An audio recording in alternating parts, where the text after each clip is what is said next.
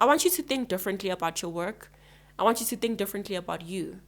I want you to think differently about the work that you do, because to a very large degree, who you are is determined by the work you do. Especially, and I'm saying especially as if it's an option, but because the work you do speaks to who you are or why you even exist.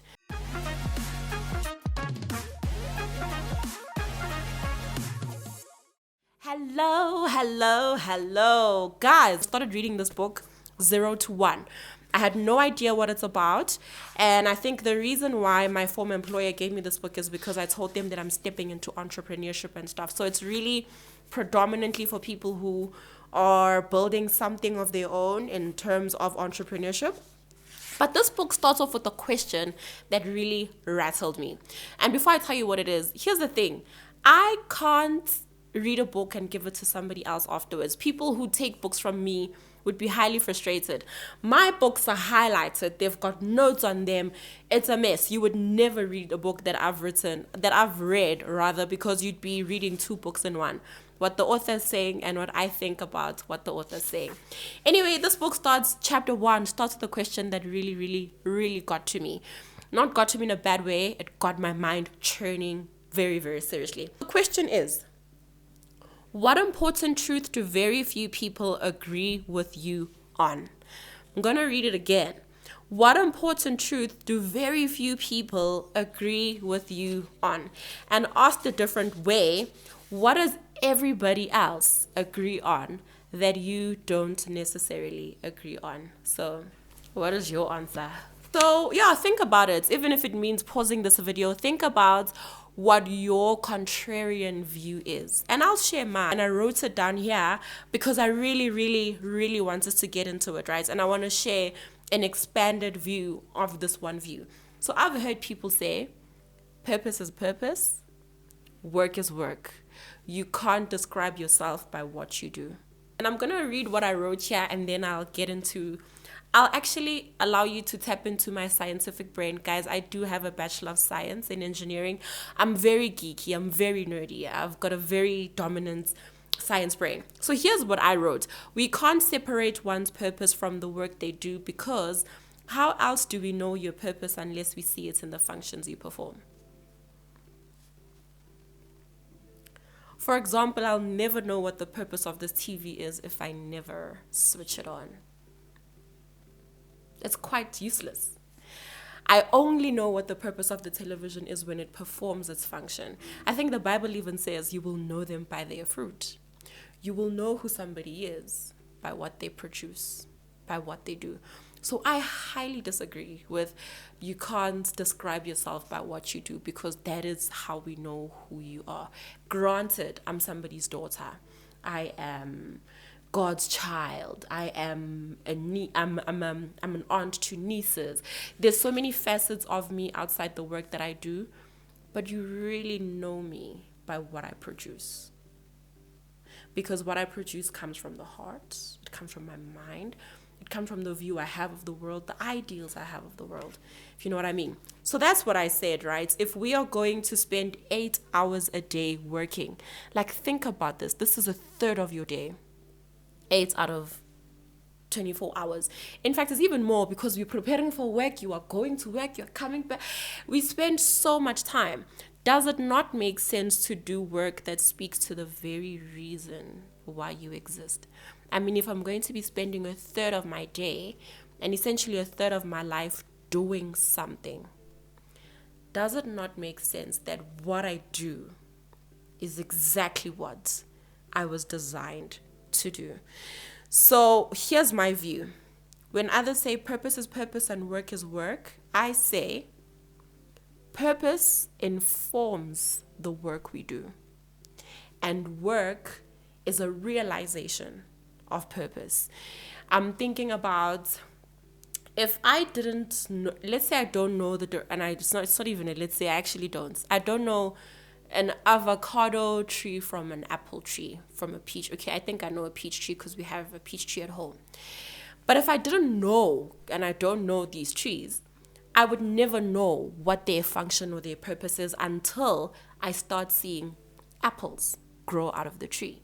Apples grow out of that tree. Then I know, oh, this is actually an apple tree, and I'll know its function when it actually produces the apples. So that is my view.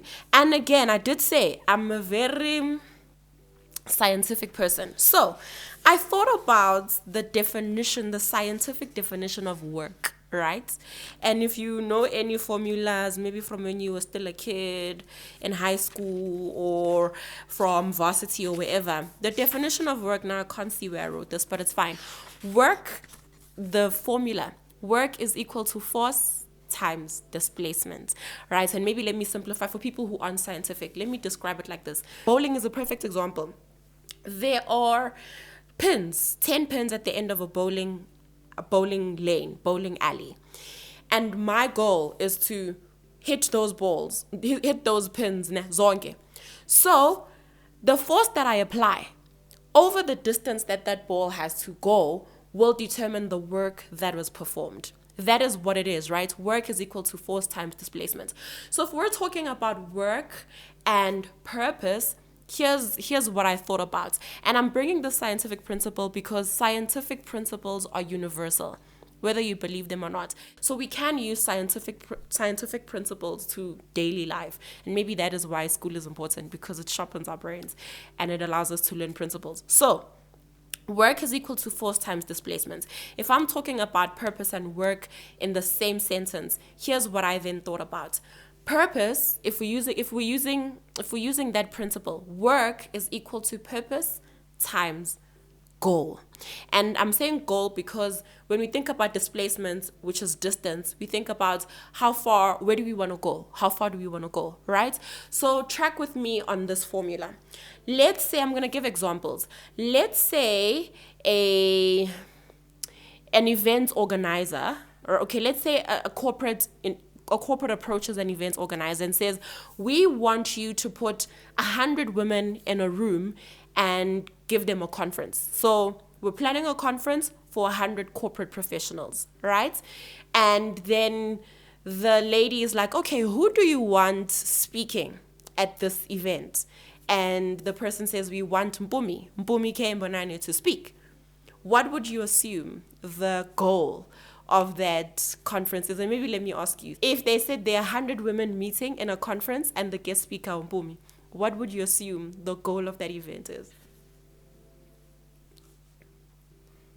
To align people's professions to the purpose. And why? Because that's who you are. That is who I am. Yeah. That is what I do.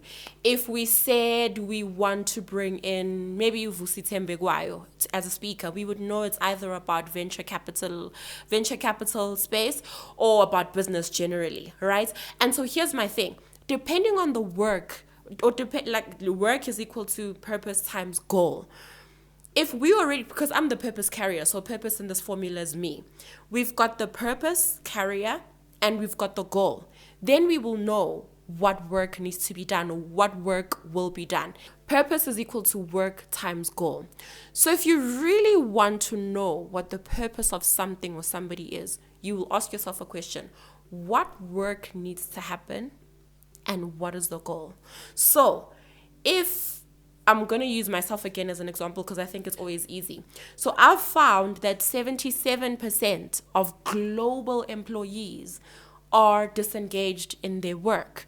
And by this, I mean some are quiet quitting, some are loud quitting. And fundamentally, the problem is that they really, it's not even a disengagement with work, it's a disengagement with their core, right? They are woefully misplaced in roles that don't speak to who they are. So you've got the fact that 77% of people are not happy. And the goal is to increase engagement or to decrease this disengagement rate. Who would you need to bring into that space to meet that goal or to do that work? You would need to put somebody who does the work to accomplish that goal or to do that work. So all of this, and I could go on and on and on in explaining, but all of this, the reason I'm bringing this to you is because I want you to think differently about your work. I want you to think differently about you. I want you to think differently about the work that you do, because to a very large degree, who you are is determined by the work you do. Especially, and I'm saying especially as if it's an option, but because the work you do speaks to who you are or why you even exist. Again, we will know them by their fruit. So if we stripped you out, if we stripped your work off of you, and I'm not talking about roles and titles because we know those things are fleeting, and some people really have roles that, or their titles say nothing about what they actually do. And some don't even do the roles that, but that's a topic for another day.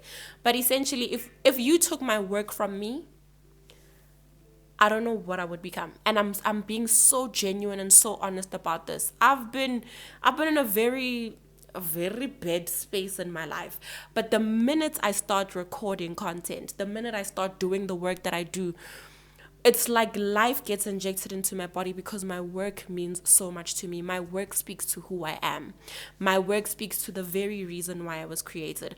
So if you're created with a certain mindset, a certain brain, a certain heart, certain qualities, it stands to reason for me that those qualities and that mind and that heart all be used for the exact thing you were created for. So while everybody else believes that purpose is purpose and work is work, you can't describe yourself by what you do. I say, purpose informs the work that you do, and your work is a realization of that purpose. So the question that I have for you then, it's not even in this book. The question I have for you is, what are you producing? Because what you are producing speaks greatly to who you are. And maybe the even bigger, more quintessential question is, who are you? Because that will inform what you do. I don't think I introduced myself in the beginning of this video, so I'll do it. And maybe let me do it because it speaks to what I'm asking. I'm Mbonane, and I'm a purpose alignment strategist. That means I help professionals who feel stuck in careers they settled for and jobs they quite frankly hate to discover their purpose and turn it into a fulfilling, impactful, and sustainable profession. That isn't just what I do. That is who I am. In my world, or what I desire, is that everybody lives by design and not by default. My greatest desire is for people to know what it is they were created to do and to do that work so that they can be fulfilled because they are optimizing their design, so that they can be impactful because that's what just happens when you add value into the world, and so that they can receive value back because value begets value, and in the sense, in a monetary or financial way. So that is who I am, and that is what I do. Who are you, and what do you do? Because what you do is informed by who you are. I'll catch you on the next video. Ciao.